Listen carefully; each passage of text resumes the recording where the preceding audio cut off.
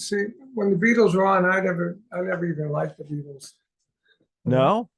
Sucked, actually. You know. What did you say? You thought they sucked? You know, I mean, come on, I Want to Hold Your Hand and those songs.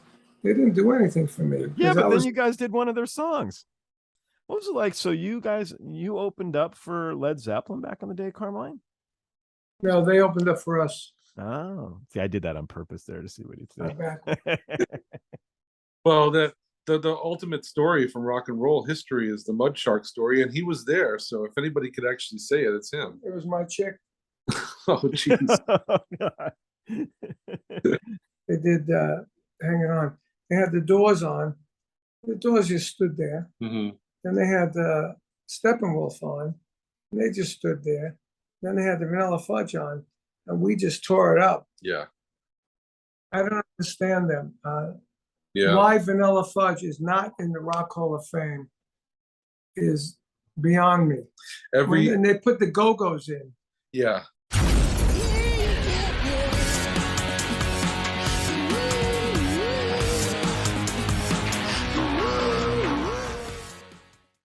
Hey, this is Party Like a Rockstar podcast, and I'm your host, Joel.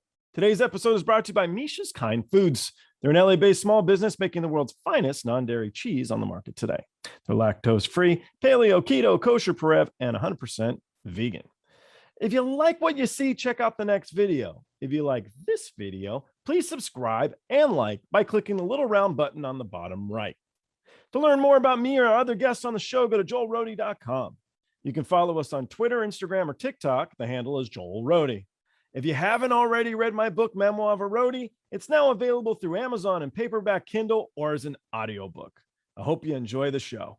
My first guest is Carmine Appice. You may know him as being the drummer of Vanilla Fudge, Cactus, Beck, Bogert, and Appice, and Rod Stewart. He's also the author of books, Stick It, My Life of Sex, Drugs, Drums, and Rock and Roll, and the ultimate realistic rock drum method. My second guest is Fernando Perdomo. He's one of the most sought after bass and guitar session players in the industry. I didn't know it was such a hard sentence to say. He's also a producer. He's worked with Cristian Castro, Soraya, Jakob Dylan, Cat Power, Fiona Apple, Jennifer Lopez, Regina Spektor, and Todd Rundgren, just to name a few. My first question is to Fernando.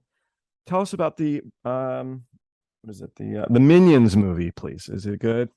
It is set in 1976, and my 11-year-old son said, "Why is everybody dressed like Willy Wonka?" And I said, "No, they're not dressed like Willy Wonka. They're dressed like the 70s," and he thinks the 70s might as well be the 1800s. So, Generation Z. 11-year-olds would be what generation? Does it go to Generation A again? I don't know. Does it like repeat? The generation Rod Stewart repeats. Rod Stewart comes back. Yeah, exactly. Well, Rod Stewart never went away, especially in Carmine's world, especially when you write his biggest hit. Pretty damn good. But he changed his outfits. I went to a show. I don't know. I don't go to a lot of shows. And I went to a show like 8-9 years ago. It was in Boston, and I liked this girl. And so I contacted a couple of buddies and like, get me into a show. And it was Rod Stewart. And he came out and he kind of did this like little wiggle. And the whole front row was like, whoa! They went crazy. And I'm like, this guy, he still got the moves. He was cruising. Well, the old joke is the Rod Stewart show smells a certain way. Yeah. And there's a lot of it's like a chemical reaction that happens. Well, I was behind the row that said I love Rod, and so I felt very comfortable. What do you expect? He's still a sex symbol. He's going to be a sex symbol in 100 years due to science. Did you see the photo where he had all his wives in the same photo? Yeah, I did. It's amazing. I mean, how could you be more rock star? Because he has the wives and the kids all in a photo. It's brilliant. Married 5 times. There's no way that they're all going to be in a photo. I love it. We're sitting in the house there, but we're not married. So we talk about marriage. She goes, marry him, he'll marry anybody. Oh, geez. Right? So there's no way I would ever get my ex-wife that got a lot of money from me, in a photo with the present wife, I call her. It's no way. So I give Rod credit for that, I tell you. It's pretty neat. Blondes have more balls. My friend Fernando, you've been spending some time recently going down this memory lane of badass cool shit about Leon Russell. So I thought what might be really fun is, do you have any Carmine? Do you have any like Leon Russell stories? And it's not that I want to skip through Vanilla Fudge or any of the really great stuff. It's just maybe some stuff that might be a little different to talk about, be more fun for you. So, any cool Leon Russell stories to tell Fernando and I? Leon Russell connection that we don't know about? Not really. Wow, you know it's very What a dumb question. You picked the one guy that I mean, I've done gigs with him. I met him. We were somewhat long distance friends, but I never really had any ties with him. I never played on anything. I never really hung out with him. Okay. I do have a friend who asked me to ask you a question. His name is Darren Paltrowitz. He has a podcast as well. I believe you've probably been on there as a quick guess. He's writing a book right now on David Lee Roth. And so the question was, as you rehearsed once with David Lee Roth, what was it like? It was in the late 90s? Yeah. And who else was in the band? Well, it was rehearsal? Marco Mendoza was supposed to play bass. And he had a new guitar player dude who never really made it after those rehearsals, and me and David. And we had a couple of rehearsals. On the last rehearsal, he came in with this outfit on that looked seriously like a Holiday Inn bed and curtain outfit.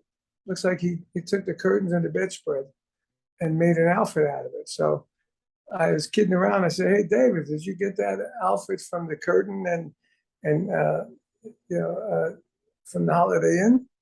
I said, "Bedspread and the curtain." He goes, "No, I had this custom made." He says, "Oh, geez, that's the last time I saw him." Oh, way to win him over, huh? But it was okay because I was getting in the band anyway with Denny, Laine, and myself, and Bull and Spencer Davis, and two guys from Steppenwolf was called the World Classic Rockers. And we would go out and do these really cool, sort of like corporate gigs and pay really well. And we would get to play everybody's songs.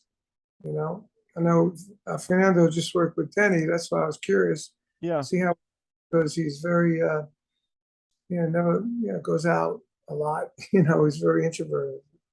That I know. Yeah. But he's a great guy when you get to know him. Yeah. So are you doing session work in Florida right now, or is this family time stuff, Carmine, or sorry, Fernando? Oh, I'm doing family stuff, but I am doing a little bit of a session on Sunday for an artist that I work with. It's like a folk acoustic artist named Mandy, who's amazing. Really, really cool artist. But aside from that, what was his name?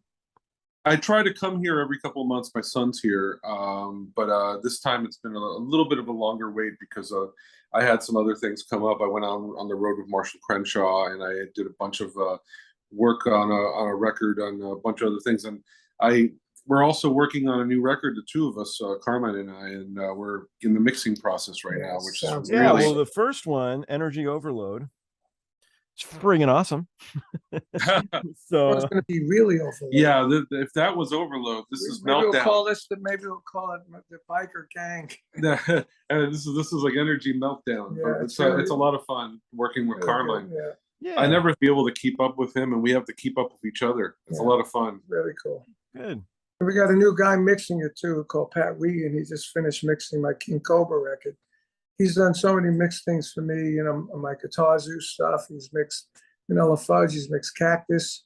He's mixed me and Pat Travis. He's a great, great mixer.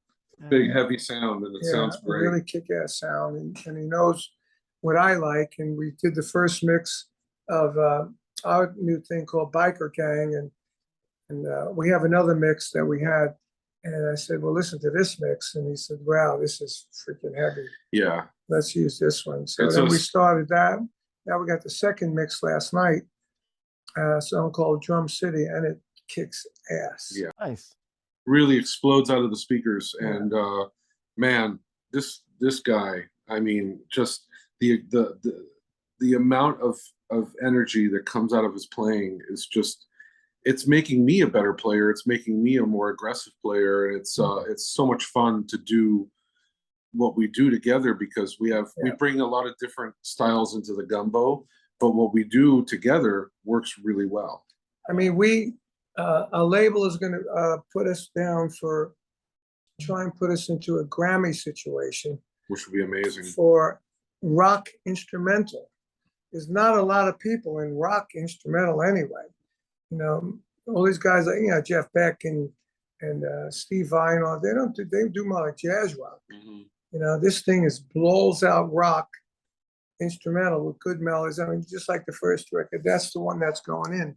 Yeah. And I think eventually, if we do enough of these, maybe we'll get some. Even a nomination would be cool. Yeah, that would be a really a nice plaque that says you're nominated. That's in the top of the bucket list for me, you know, and I've always been a huge fan of the Academy. And man, I mean, this is a style that I grew up absolutely loving, that Carmine was in the middle of the explosion of the instrumental world in the 70s, when there was all these major labels that were putting out records by Jeff Beck, Mahavishnu, Jean-Luc Ponty, and you know, Return to Forever, and Tommy Bolin, and all this stuff. And it's like, we want to bring back that style, because there's a lot of the instrumental guitar world got very shreddy and metally with the Joe Satriani, Steve Vai world.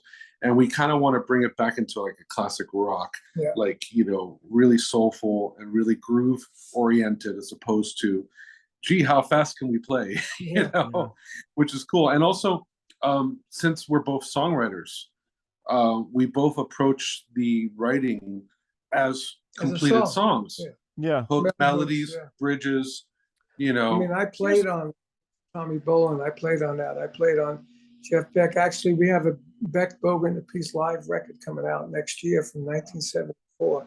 And on that song called Jizz Whiz, which is an instrumental song that, for me, is the bridge between BBA and Blow by Blow. Because initially I was on Blow by Blow, and things didn't work out. But I worked with George Martin on 5 tracks with Jeff and rehearsed with him, you know, for like 2 months before we went in the studio. And so I was very involved in that kind of stuff, you know. And so playing with this stuff, it adds a bit more of, since then I've developed my drum sound, so it's punchy and heavy, you know. You know, what would you say? So we're talking rock, we're talking straight rock. Who do you think, through all the people you've played with, was the oddest connection? The one of like, they want me to play drums? Like, why would they think of me? Do you have any that come to mind? Floyd. So were you but you played on Momentary Lapse of Reason. Did you play on any of their other stuff? No, I just played on Dogs of War, and it happened by having a phone call made to me by Bob Ezrin. So I went home one day and I listened to my answer machine. Remember, we had the answer machines.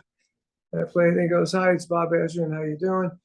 I'm producing a band that's just screaming for Carmine drum solos, drum fills." I said, "Okay." So I called him. I go, "Bob, how you doing? Who's the band?" And he said, "Pink Floyd." I said, "Pink Floyd?" I said, "What happened to Nick?" He said, "Well, Nick's been racing his Ferraris, and his calluses are soft and everything, but they actually wanted the coolest frigging car ever, by the way." I saw that. Did you see, not to change, did you see the video with him driving or riding in it with Brian Johnson? Oh, Nick Mason and Brian Johnson riding in a car? Dude, he like starts the Ferrari up and you're like, oh my God. He hasn't even moved in the car yet. And you're like, wow. I went in and spent the whole day with him. It was really funny because every week I recorded, I don't know how many 24 tracks they filled up with me recording that track. And then Bob says, "Call me in a couple of weeks. I'll let you know how it's going." I called him every week after 2 weeks. And I said, "How's it going? What's it sound like?" "Oh, wonderful." "What's it sound like?" "Fantastic." "What's it sound amazing?" I said, "When can I hear it?" You know, I was doing a movie in 1988 in Canada. It was called Black Roses, like a B-rated heavy metal movie. I was in it and I did some soundtrack stuff. So I was in Canada. And finally, I heard that the album was released. And I never heard the drum part. So I went downstairs. You know, in Canada, they have all those malls underground because it gets so damn cold up there. And of course, there was a mall and there was a music store, record shop in those days. And I went in and I bought the cassette and I played it on my Sony Walkman. And I got to hear it for the first time on my Walkman. I got to say, I was blown away because they had the drums all over it. I was doing fills all over the place. But that seems to be their MO, because there's the classic story about Clare Torry, who sang Great Gig in the Sky for Dark Side of the Moon. And she had gone in to do the session and it didn't go well. And she thought for sure she wasn't going to be on the record. And then all of a sudden she got a call from her friends and they're like, go to the record store now. You're on the new Pink Floyd album. And again, they didn't tell her.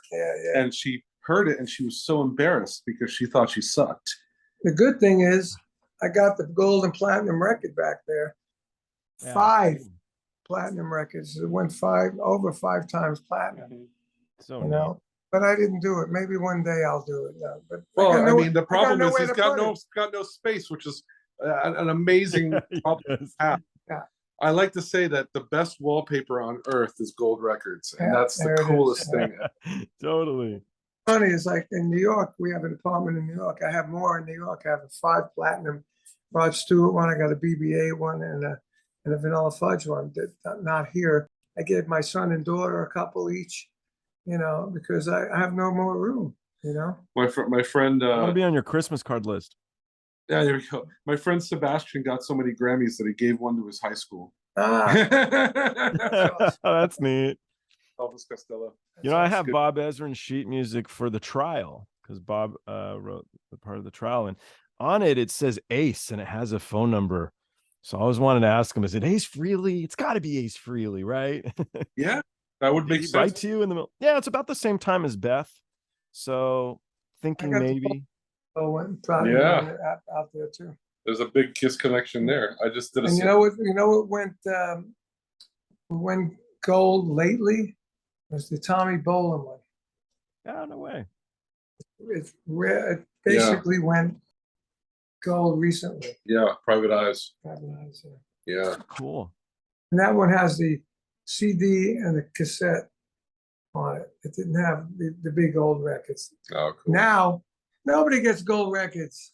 Well, yeah, I mean it's really hard these days. Nobody gets it's now plays. I think you need like the biggest 100 billion like downloads of a song to be platinum or something. The number's gone like crazy.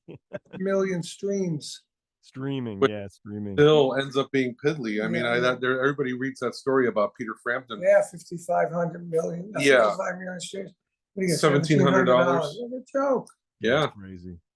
Somebody's got to straighten this out. I mean, can't even get a Les Paul for that. Do you remember meeting Felix Cavaliere the first time? Because I had Felix on here. He actually got mad at me because I said his name wrong, and I had to start over.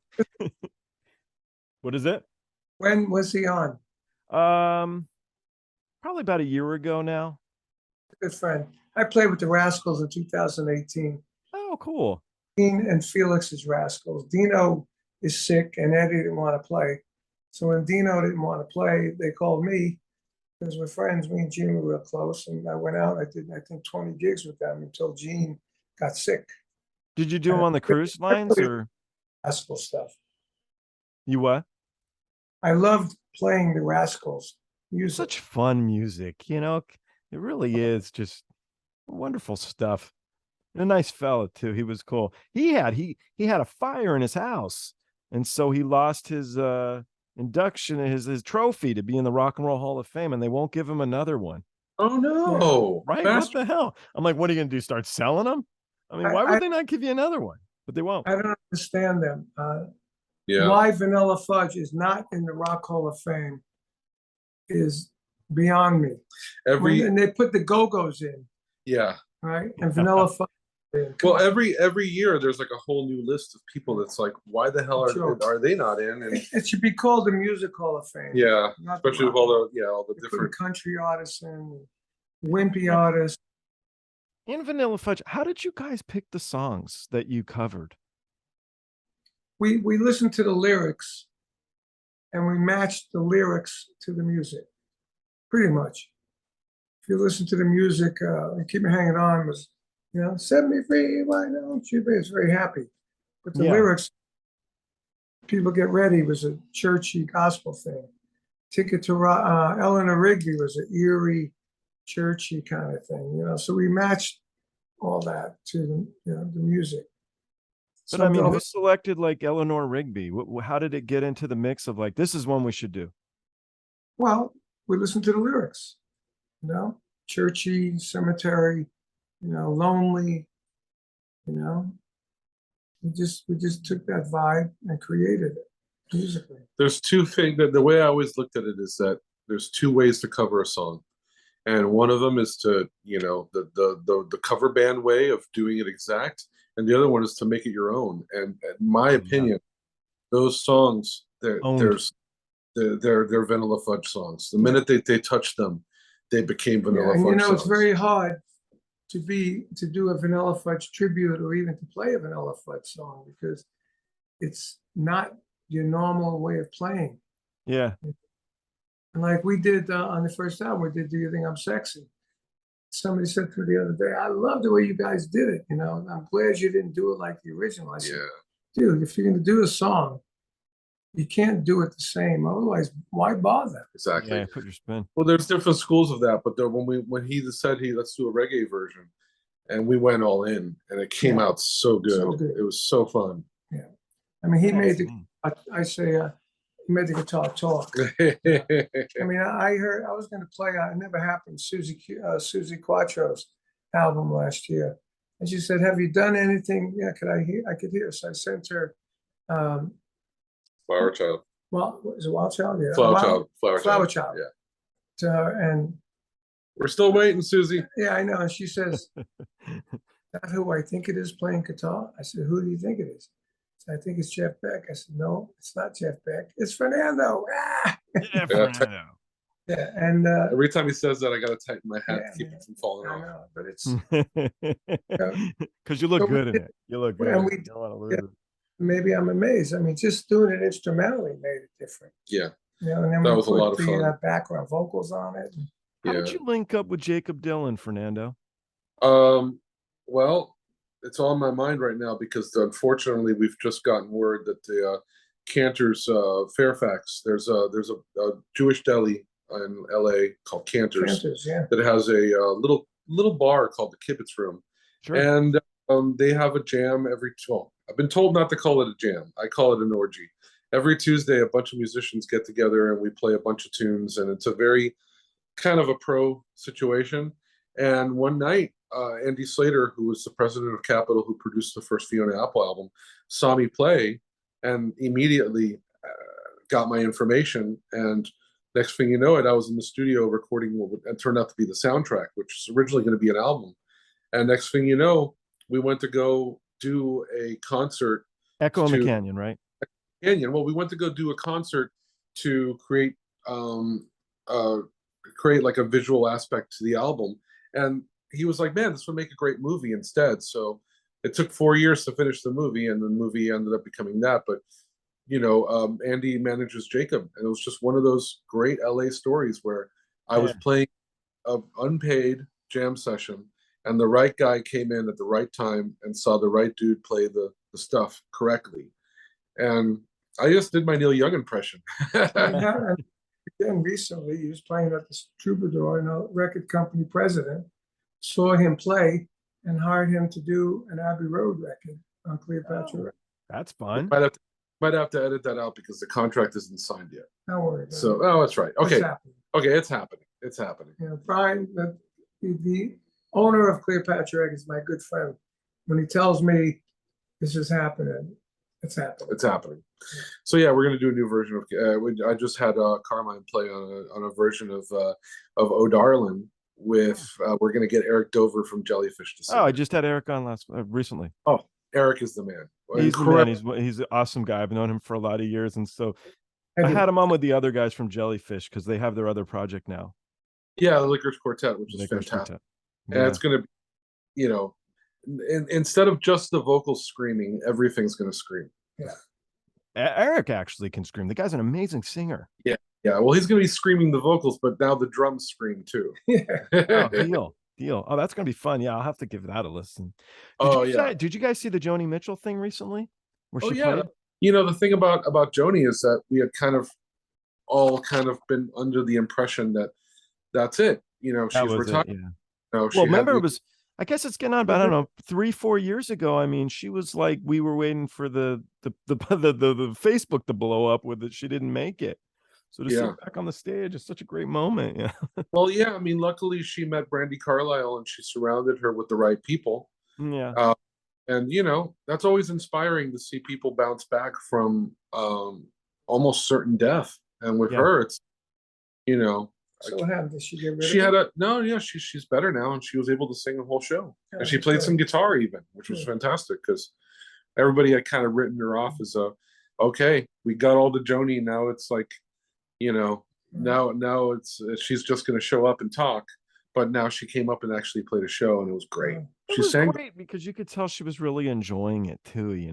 It was like this wonderful last hurrah. It was a beautiful moment. So hopefully we get a few more hurrahs, but it was fantastic. So yeah, it's amazing. Yeah.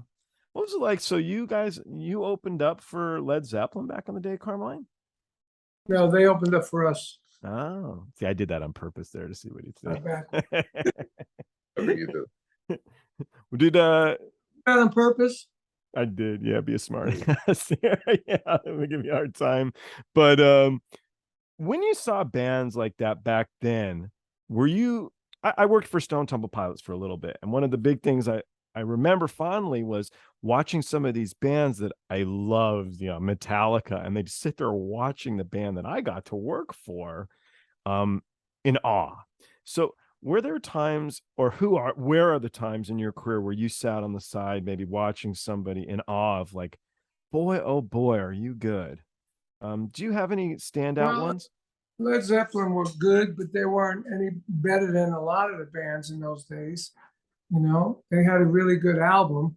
Yeah. And they had a good manager, and he put a really good record deal, and they did all the right things, Good parties. The very first gig, they promoter didn't want him on there because he didn't need him. We were sold out.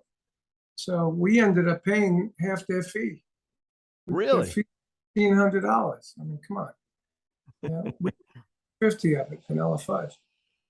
So we did them a favor, put them on the very first gig. And then we did a bunch of other gigs before the record came out.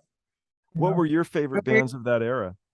Vanilla Fudge. I mean, Sly and the Family Stone, Three Dog Night, all these big groups ended up being huge. Frank Zappa. Oh yeah. Cooper. So many bands opened up for Vanilla Fudge. I mean, we looked at Alice Cooper and we thought it was a joke. The guy had a door frame on the stage. He walked through it and holding a rubber chicken. And we're going, this thing ain't going nowhere. You're like, that's my chicken. I mean, I called up Ludwig to get John Bonham on an endorsement. And I said, look, I think these guys are going to be big. Right?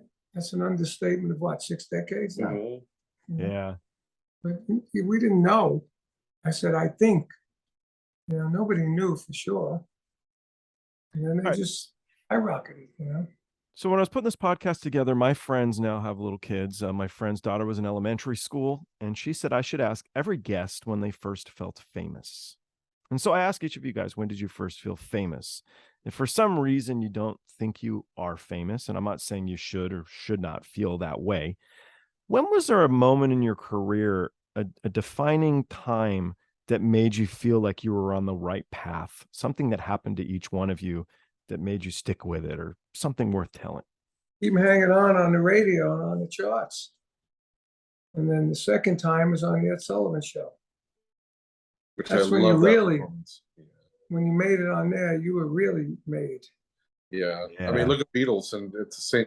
In my opinion, the performance of Vanilla Fudge playing "You Can't Keep Me Hanging On Ed Sullivan is just as electric. I mean, they always say that like a million bands were formed on February 11th, 1964, when the Beatles performed on Ed Sullivan. The rest of the bands in rock and roll were formed the day that Vanilla Fudge was there. Yeah, I don't see, when the Beatles were on, I never even liked the Beatles. No? Sucked, actually. What did you say? You thought they sucked? I mean, come on, I Want to Hold Your Hand and those songs. They didn't do anything for me. Yeah, 'cause but I then was, you guys did one of their songs. and the Beatles were like very elementary. They were like teen idols, teeny boppers. So why'd you do one of their songs? Rubber Soul. Mhm. Sorry, you're cutting in and out a little bit. I'm losing some of it. So By the time Revolver was out, I was like into it. When Vanilla Fudge were doing songs and coming up with our ideas, we were listening to Revolver. so there was a change.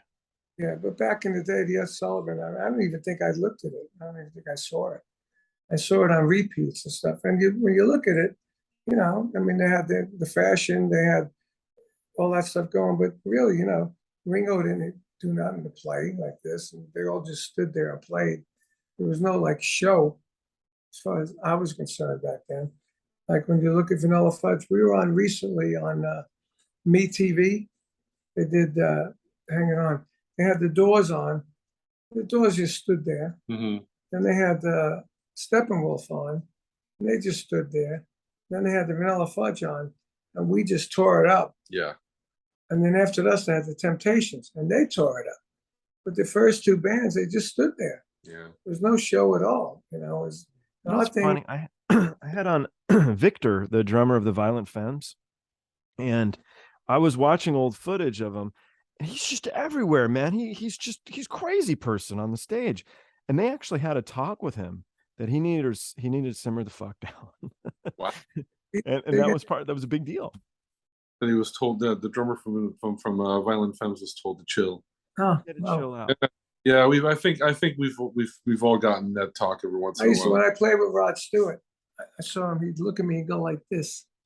You know, you see that? You're gonna kick your teeth in? What does that mean? He goes, "You're the dentist. Too many fill-ins." Oh, Whenever we were playing, he'd come out and go like that. I had to calm down a little bit. Rod with the jokes. I thought he was gonna have one of the footballers beat you up or something. John Tempesti plays drums for the Cult. He sent me a text today. He goes, "Check out your fill at 4:30 on Hot Legs with Rod Stewart live, like in 1978." And I heard it. I said, "Yep, that's the dentist." love it. That's good. But that's the thing that makes people go woo every time. Yeah. You know, there's that moment where everybody's arms go up at shows and go, "Oh my God, that was incredible!" And that's, you know, I mean, songs have to have energy, you know, and the energy from the drums. Like I just cut this. I just played Fernando. This guy Michael Voss, a German guy. He did this 6/8 ballad, you know, kind of like "Oh Darling," you know. And I did the first one. I had all these fills where they belong, and a lot of energy. And he said, "Can you do one a little more tame?" So I did one tame, and I just said, "There's just no energy in it," you know. So my buddy Phil Sassoon, who plays, he played with everybody, bass player. He played on the tame one, and I said, "Even you sound tame now, because I'm tame." So I said to Mike, "I'm going to send him the original one that has the energy." So then I sent it to Phil, the bass player, and he put his bass on it. Big difference, Mm-hmm. you know. When the energy isn't coming from the drums, it's, you know. I have a word. Rock and roll is reactionary, and it's all about, you know, the combination of musicians that are playing off each other. And if the drums don't have the energy, it's not gonna, you know, it's gonna sound wrong if somebody's bouncing off the walls and somebody's just sitting there keeping time. Yeah. So when it starts, like I was just telling Carmine that I'm gonna recut all the guitars for "Oh Darling" to him, so that everything just like grooves hard and hits hard, because that's the thing, is that the drums set the pace, they set the dynamics, they set the volume. Every time on the first album we did, sometimes I gave Fernando a drum track to play to. Like I remember there's one called Little Havana and Big Havana. Yeah. Little Havana was a track that he gave me. And I played to it, and when it was done, I said, "You know what? I'm gonna go into something of my own and see what he can do with it." And I went into this really fast shuffle after that. And he put all these accents to me that I did, and chords, came up with Big Havana. Yeah, that's the beautiful thing too, is that, you know, I have a drumming background too. So when I'm listening to his fills, I'm writing to his fills. So sometimes it's almost like we figured out a way that he could, create this drum part, and then the fills could be translated into a guitar riff or a lick or a bass line. So it's unlike before where people are kind of keeping up with him. He's creating this palette of drum fills and drum parts that are then being translated into full songs. Yeah. So it's still songwriting, it's still co-writing, but he's starting off with an instrument that, a very and then once orthodox instrument. You can finish it, and then I can say, you know what, we should edit that, or let's make that 6/4, and then we'll do some editing and create these really unique music. Right? We just mixed this one called Drum City, which started out with me, and then he put these riffs over it.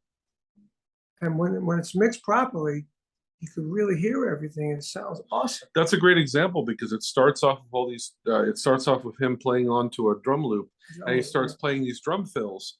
And I heard in his drum loop, in his drum fills, I heard a melody, and it's all based on his tom toms. Literally the tom toms were turned into a melody. It was like boom boom down to do bidoo bop. Yeah, that was kind of my rhythm, and he wrote that. Yeah, down that. It was really cool. It was a lot of fun. It's an interesting way of writing, but it's a collaborating on every single aspect. And we sort of did that with King Kobra. What I told the guys, instead of writing, because we started it in the middle of the virus thing, so everybody had their studio.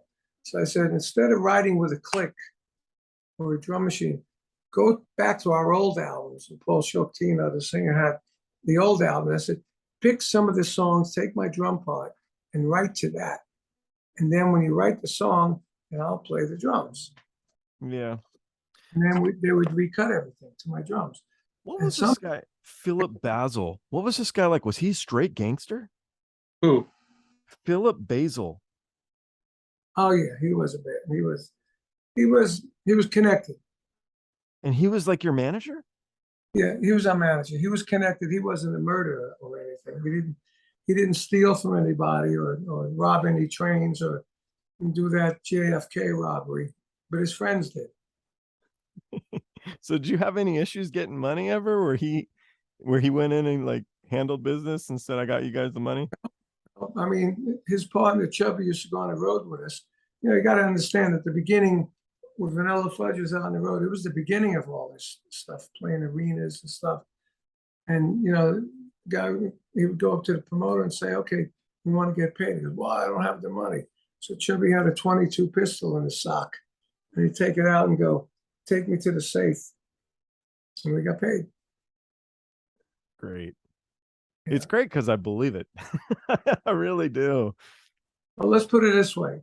Did you see the movie Goodfellas? Once or twice. Okay. Henry Hill, the main guy? Of course. He's to my house and say, come on, I got this stuff. It just fell off the truck. And he'd open up his trunk of his Eldorado and it has all kinds of stuff.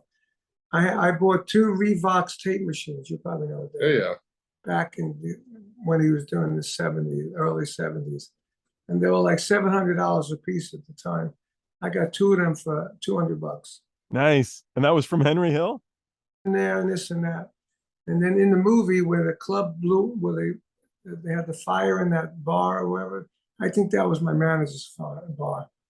Because he had a big club in there. And Paul Varia was the Don. We had to go to his house. So you invited us. Asking if you bought those from Henry Hill? Yeah. Yeah. That's great. So, I mean, we were connected. They would hang out at my manager's club. Do you still have them? Nice guys. Yeah, sure. Wonderful. You should invite him to Christmas. When Phil died, I went to his funeral. Oh. There was a van parked across the street. I was told it was the FBI watching who comes to the funeral. All the heavy hitters came from all the family. It was pretty wild. Yeah. I love that. So my one is crazy gigs. Are there any gigs that stand out through the years where you kind of walked in and you went, oh God, we got to play here, or funny one-offs, like with Rod Stewart? I'm sure he does quite a few one-offs where you're kind of like, so we're at another mobster's wedding, which was a story for Elton John, actually. Stuff like that. So is there any ones that stand out to each of you guys of fun venues, oddities? I'll go first. Yeah. I played a couple of shows at a swingers club called Plato's Repeat in South Florida. Full on, I remember hearing that. Full on orgies going on. Yeah. And it was very eye-opening. Let's just say, we played in a band that played, a lot of originals and a lot of covers. And there was a trio, great drummer, singer, guitar player. I was playing bass. I remember doing Dancing Queen, Yeah. while a full-on foursome was going, and you could just smell it. It was just like, it was, yeah. That's a great gig. I love that. Quite the moment. And the drummer had another gig that he got hired to play timbales along with a DJ there. And some girl came up to him and grabbed his drumstick, and let's just say, you could keep it. You didn't want to back. Well, That's I can great. all of that. I know. But you come on. You're Carmine. Yeah. What do you got, Carmine? Gigs like that. You never got like a call from somebody, and next thing you know, you're playing like some mafia party, or you're playing like, Yeah, I used to play mafia parties when I was in Brooklyn. That was just life. I don't know. I mean, I can't really think of anything like that. I mean, like I said, how do you top that? That was pretty I know. wild. That's a really good one, for real. I mean, maybe a good fun one was when Led Zeppelin were getting big.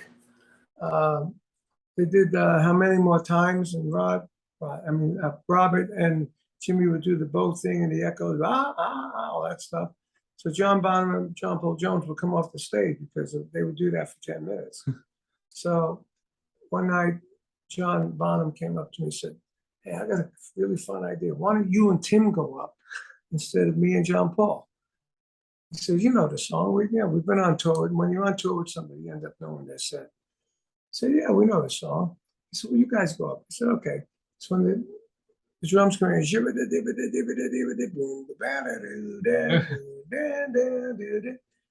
we went up and we played it just like they would.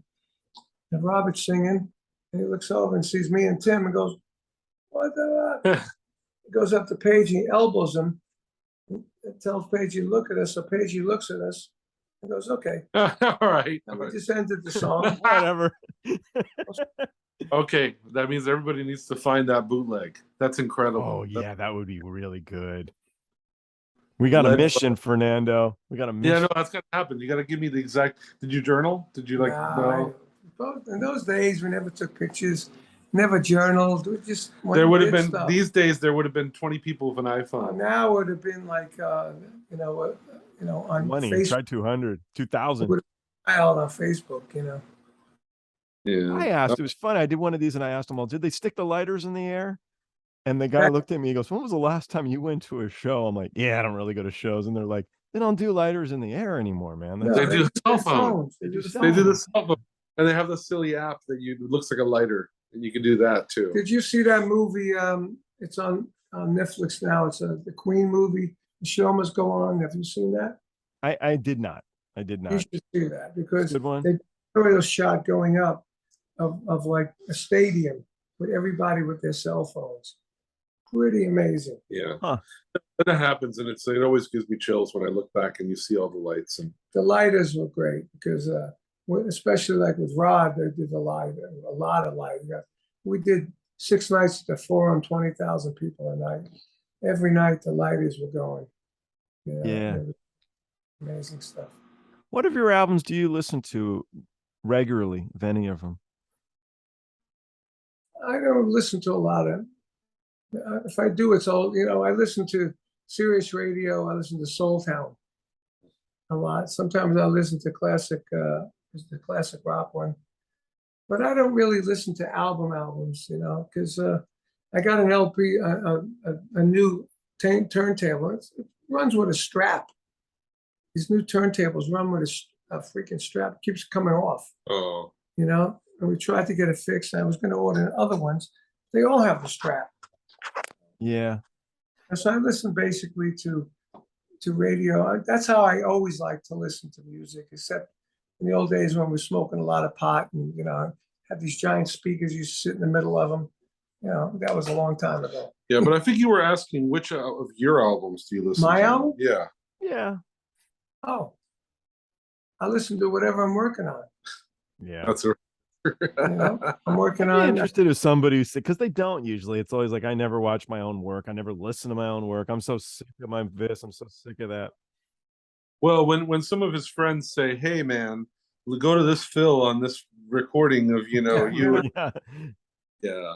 Meanwhile, Meanwhile, like when we were doing our first album, you listen to it so much, and when it comes out, you listen to it a while, and then you forget about it Yeah. because You you've move heard on. the same thing most of the albums, I think. yeah, he's got so many different eras of his career Totally. that first of all, he's part of the soundtrack of all our lives. I mean, you don't even have to be a rock fan to know I like that all this stuff. soundtrack. It is part of the soundtrack of I our just got to lives. start doing some like rock history talks in clubs. Yeah. That's a good. No, because when I you was think gonna call about the it, Carmine Appice Diaries soundtrack of our lives. it is, because when you think about it, I like he's it. played on hits in every decade. He's played on huge albums pretty much in every decade. And even if you're not a rock fan, his stuff has been used in movies. That's a TikTok. One of the better shows I did see, the Turtles, Flo and Eddie.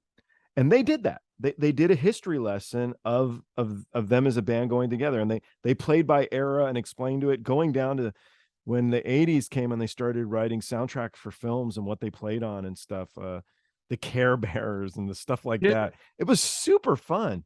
And not to mention all the work that they did as backup vocalists, singing with T-Rex and Zappa. They went through everything for little bits. This was a festival gig, believe it or not, opening for Poison. But yeah, odd. Funny. Yeah, isn't that a weird lineup? They opened- The Turtles. No, Amazing. Poison. Oh, Poison. What did he say? He said Poison opened up for King Cobra, his old band. Oh, no way, really? Yeah. They're great Amazing. guys. Yeah, they're good guys. But the point I was trying to make is that, he's played on a bunch of soundtrack stuff, and it's like you don't even have to be a rock fan to know, anybody who saw freaking Once Upon a Time in Hollywood, or any time that they've used Think of Sexy, Hot Legs, all the stuff that he's played on, and it's interesting to see all the different places that he pops up. And I personally, I've always been a huge fan of the Fudge and of Rod Stewart and Jeff Beck and Beck, Bogert, Appice and all that stuff.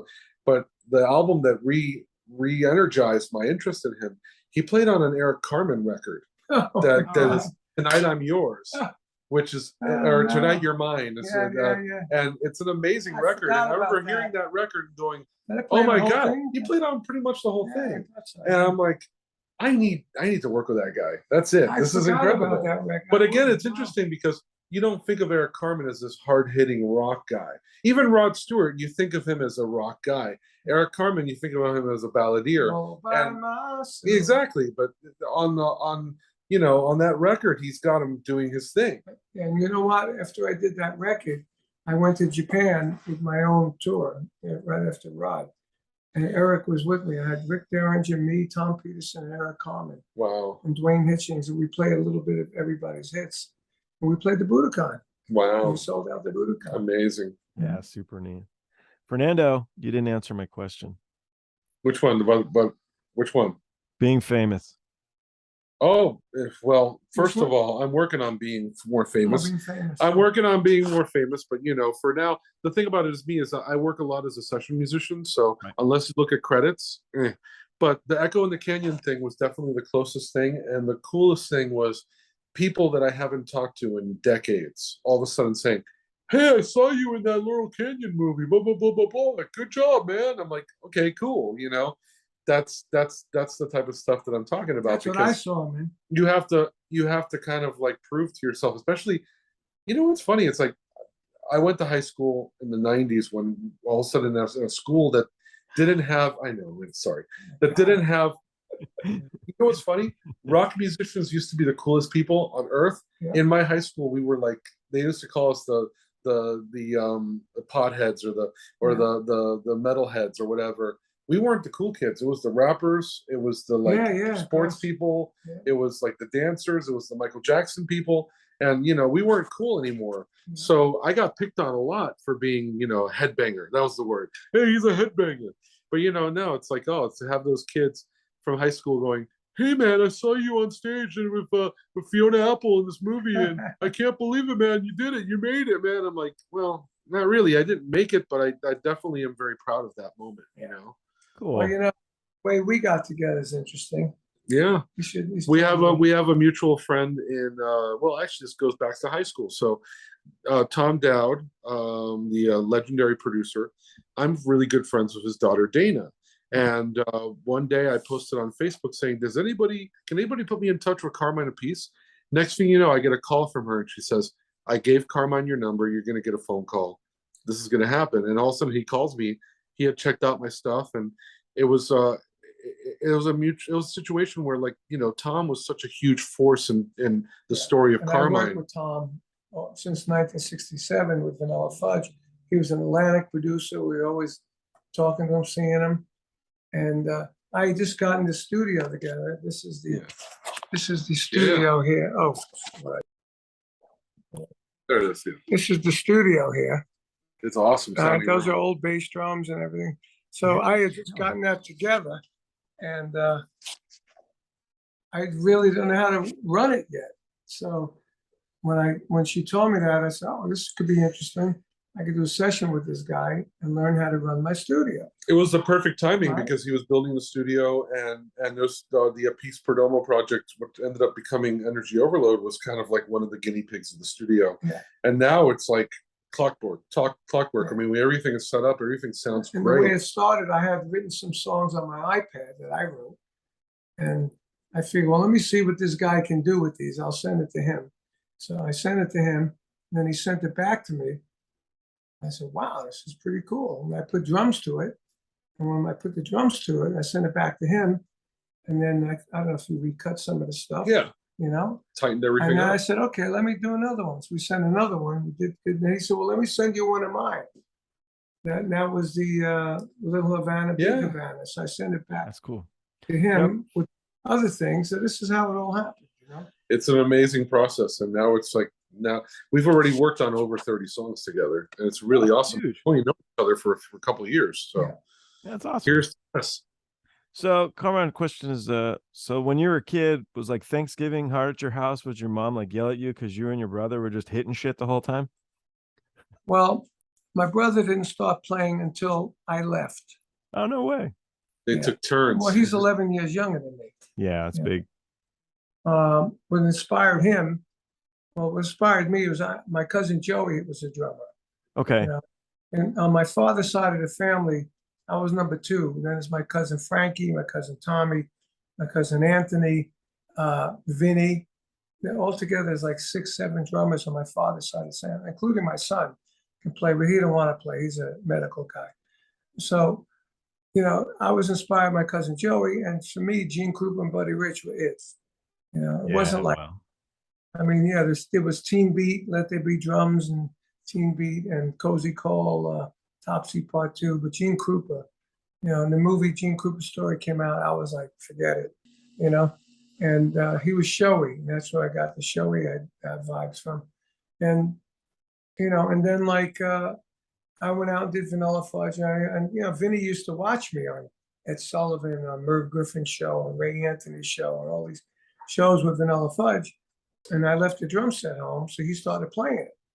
And one time I went home, when I used to go home, I had a red Pantera. I would pull up in front of my parents' house at the hydrant, fire hydrant, pull up in front of it with my red Pantera. I get out, I'm fully dressed for stage.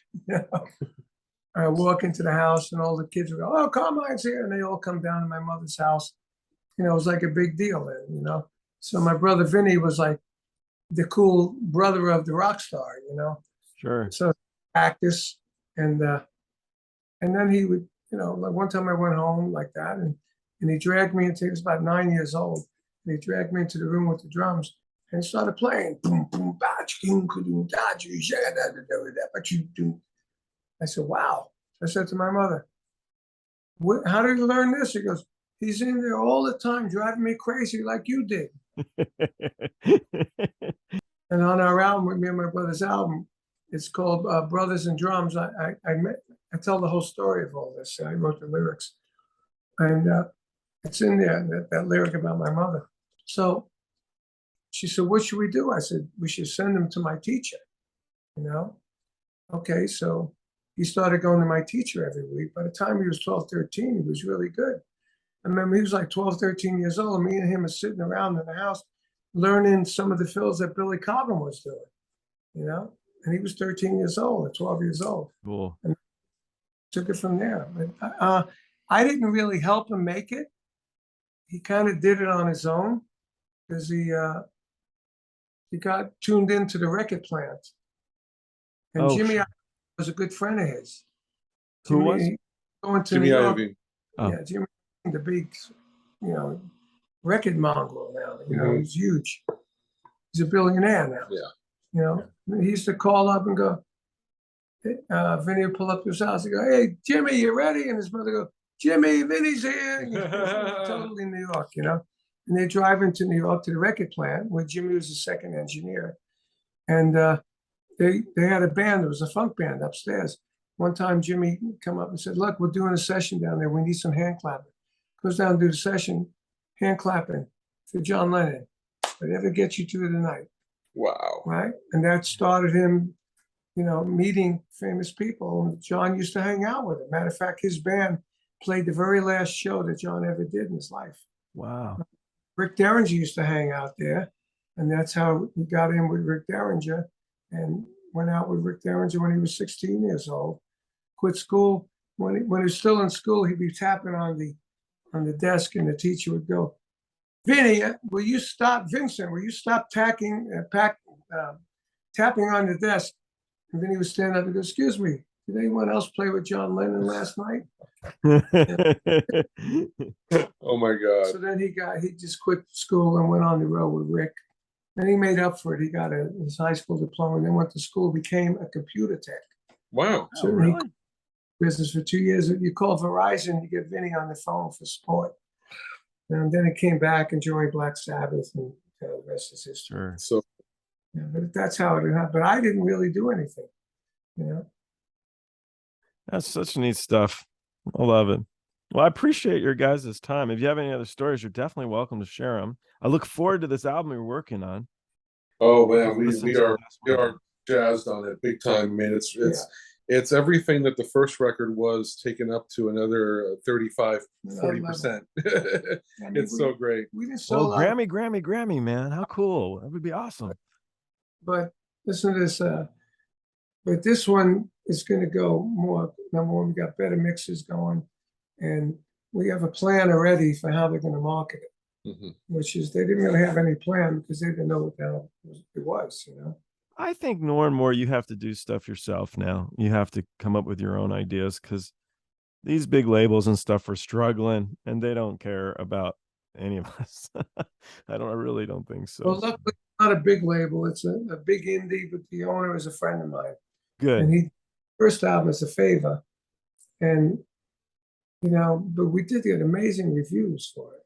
You know, It was so great. Named album for sure. Yeah, Yeah. we're excited. Should be. Cool. All right. Well, thank you very much, guys. And I'll talk to you both real soon. Great interview. Thanks, Joel, and thanks for everything. And again, Yeah, Joel. congrats on your book. And Yeah, good luck. yeah, man, this is great.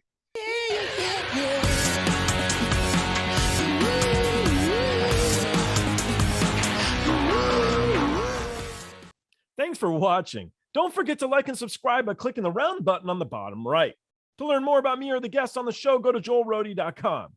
You can follow us on Twitter, Instagram, or TikTok. The handle's Joel Rohde. And don't forget, when you party like a rock star, don't be a dick.